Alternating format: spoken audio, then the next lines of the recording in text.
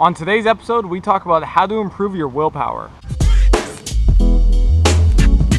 Hey, what's up guys? Cam here, and today I'm coming at you from Kelowna, BC. Quickly, if you haven't already, make sure you sign up on GameQueries.com for the email list. I have a lot of really cool things coming up that I'll only be sending out via email, so definitely make sure you sign up so you don't miss out on any of that stuff. Today's question is about how to improve your willpower, which is a really important concept to understand, especially after you quit gaming. From all the gaming that you've done, your willpower tends to actually be pretty weak. And part of why this can happen is because of actual structural changes that have happened to your brain due to your overexposure to gaming. I've shared these in videos before, but one of the changes is called willpower erosion, which happens due to changes to your prefrontal cortex, which is the area of your brain responsible for decision making and moderating your social behavior. One of the reasons why you continue to game is because you justify the fact that you wouldn't be able to quit anyways because you have weak willpower. When you go to quit, you need to be able to distinguish between the actual amount of willpower you have, your ability to develop it, and how much you're being influenced by willpower erosion. As I've shared in a lot of videos so far,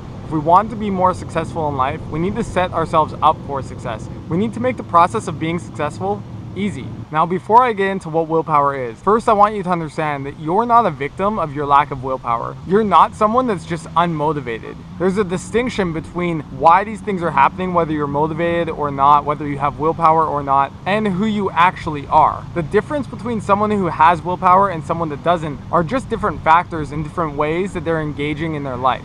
So by you understanding more about what these factors are and you engaging in the same way, you'll also get a similar result. This is very much in line with what I shared in the video about how to get out of a funk, where I shared that our emotions are different states that we're in, and by understanding the different factors at play with these states, we can shift them to be what we want them to be. So if you're depressed and you want to be happy, there are certain things that you need to do. And willpower is no different. If you don't have willpower, but you want it, if you're not motivated, but you want it, there are certain things you need to do in order to get that result. The mindset you want to have with your willpower is that your willpower is a muscle. If you work on it, it will get better. If you don't, it'll stay weak. And in the same way, if you overwork it, it'll get tired too. And that's what we call decision fatigue. So to improve your willpower, it takes practice. It takes training. You have to work on this stuff every single day. In life, I firmly believe that the way you do something is the way you do everything. The quality of your life comes down to the little decisions you make every single day. And this is especially important when it comes to willpower. In order to improve your willpower, it's not just about completing big things that you want to do. It's about the little things every single day, the little choices that you make, and how those compound over time. Now, this can work against us if we're not making those little decisions that we want to make, but it can also work for us if we make the little decisions every single day and build momentum towards doing the things that we really want to do.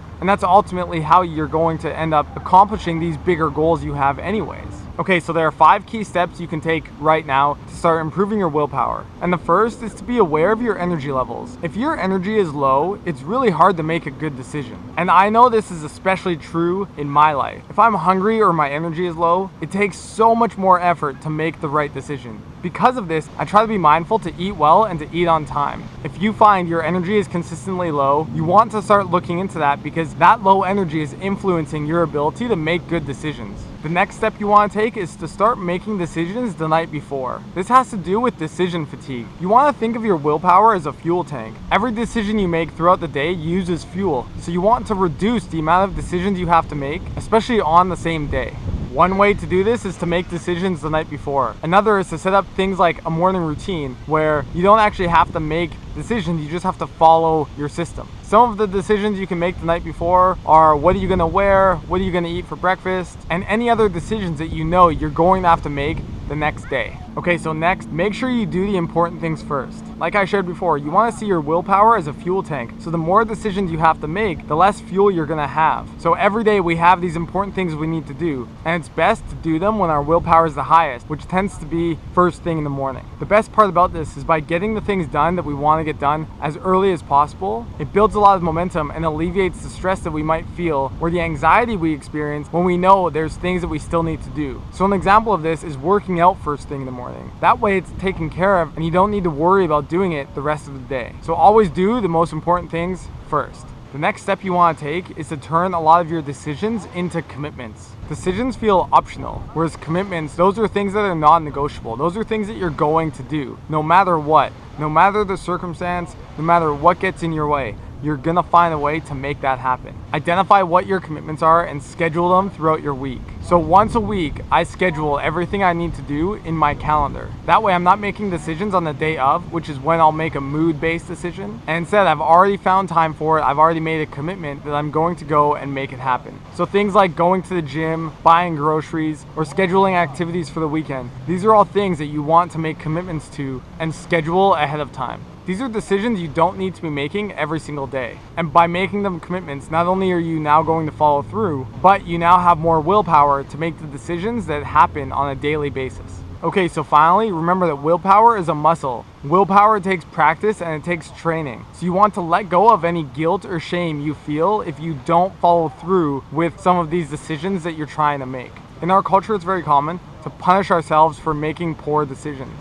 But what you want to remember is that, for example, gaming for you is an outlet when you're not feeling great about yourself. It's an outlet to deal with stress. So the harder you are on yourself, the more guilt and shame you feel, the more likely you are to actually use gaming as an outlet for that. So it doesn't really make sense to be really hard on yourself when you're not making good decisions, because that's only going to cause you to make more bad decisions, especially if that involves playing games. Now, that doesn't mean that you don't hold yourself accountable, just that you separate accountability from punishment. And in my own experience, I've found much more motivation and much more willpower when I'm encouraging myself, like I talked about in the video on instant gratification. When I'm building myself up and using positive feedback loops, that motivates me a lot more, and it makes it a lot easier for me to actually build willpower and make the right decisions. Okay, so to quickly recap, there are 5 ways that you can quickly improve your willpower. The first is to be aware of your energy levels. Trying to make good decisions when your energy is low is not a recipe for success. Make decisions the night before to save yourself from having to make decisions on the day of. Do the important things first when your willpower is the highest. Shift from making decisions